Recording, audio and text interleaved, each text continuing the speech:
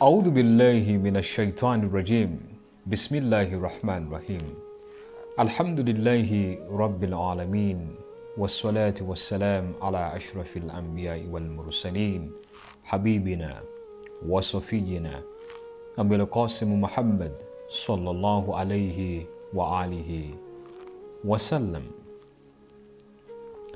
The foundation of religion is a belief in the Supreme Being. The Supreme Being, this is the Supreme Being that is the creator of the universe. This point is based under the foundation which has got some elements that separates the divine worldview and the materialistic worldview. But the establishment of this factor is the proof of whether God exists or He doesn't exist. That is how we can put the base of understanding the concept of knowing God.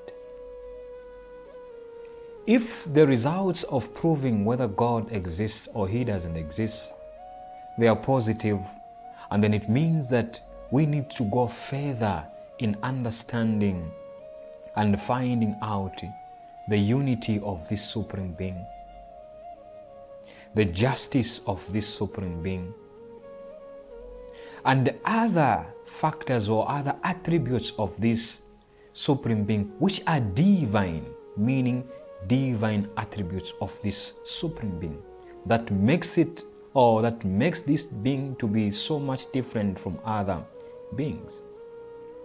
But then if the results of proving whether God does exist or He doesn't exist, if the results they are negative, then it means there is no need for further investigation in the reality of religion. There are so many mediums on how a person can know God, on how a person can have the knowledge of this Supreme Being that we are talking about, the Supreme Creator of the universe. These medium ways, they can be the variety of ways of which many philosophers, many people who use intellect, who reason have used in their many books and many understandings. So it means that the knowledge of God has a diversive understanding, has a diversive way to know God. There are people who can still know God through a simple way, simplified ways. And there are people who need the intricate path to have an understanding and the knowledge about God. One of the great scholars of Islam, in the book called Theological Instructions, Ayatollah Misbah Yazdi, he says that the proofs and the reasoning of knowledge about God can be compared, for example, to the multiplicity of ways by which one can cross a river. Some are like simple wooden bridges which are drawn over the river, by which a lightweight traveler can easily cross and reach his destination. Other bridges may be built of stone, which results in them being strong, but also longer. The way thus becomes lengthier. Finally, some bridges, such as intricate iron bridges, which contain tunnels for trains, provide a more complex way of traveling. This means that an individual with a simple mind can have an understanding and can have the knowledge about God through using a lightweight bridge. Another kind of a person can use the bridge that is built with stones. That is a person that maybe has got some difficulties in understanding and having the knowledge about God.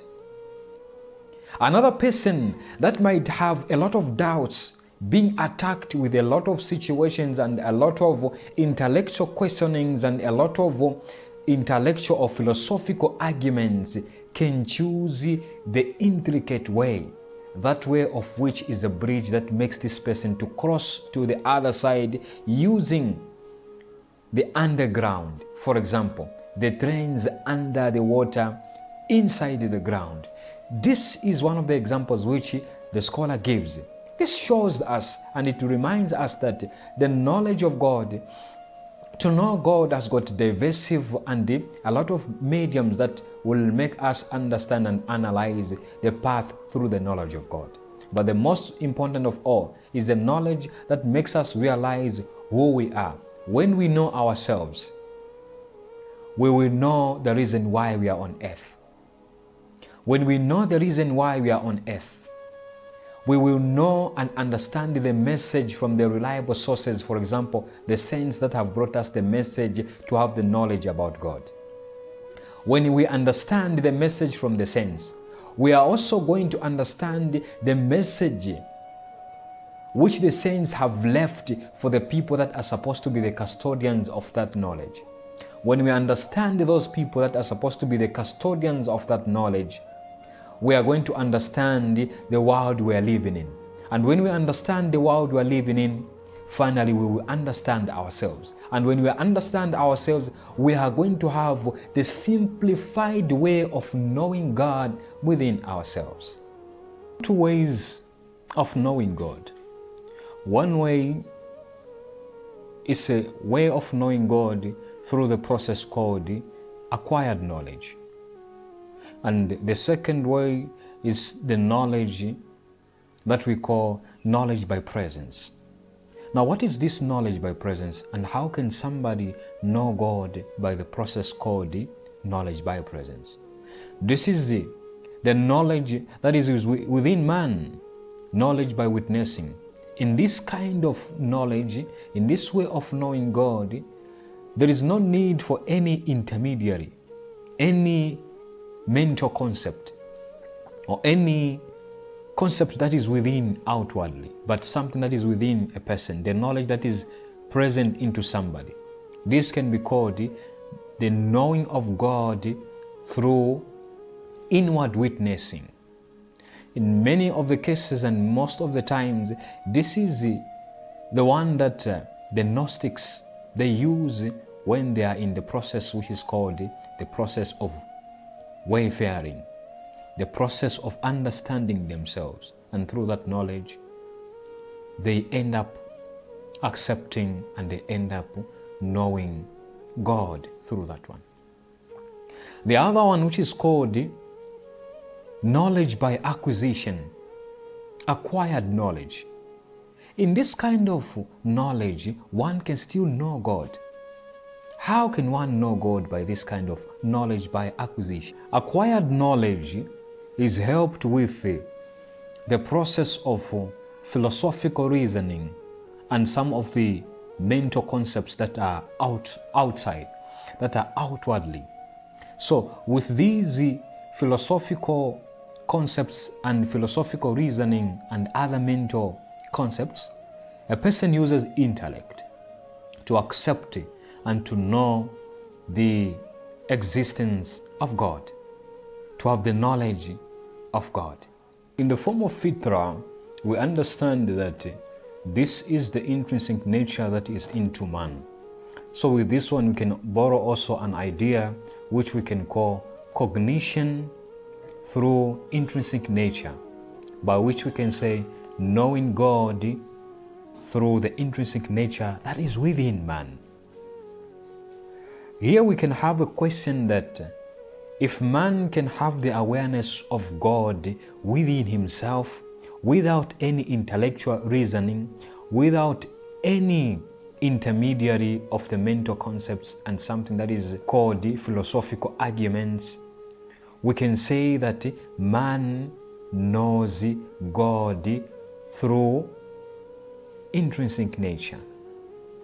And sometimes within the very same intrinsic nature, within the very same fitra, man has the tendencies of worshipping. So if we find that man has got the tendencies of worshipping, has this tendency of worshipping something since the time he is born, we can borrow this idea also to say that man worships God through the intrinsic nature. That is what we can talk about. Knowing God. Assalamu alaikum wa rahmatullahi ta'ala wa barakatuh. إن الله وملائكته يصلون على النبي يا أيها الذين آمنوا صلوا عليه وسلموا تسليما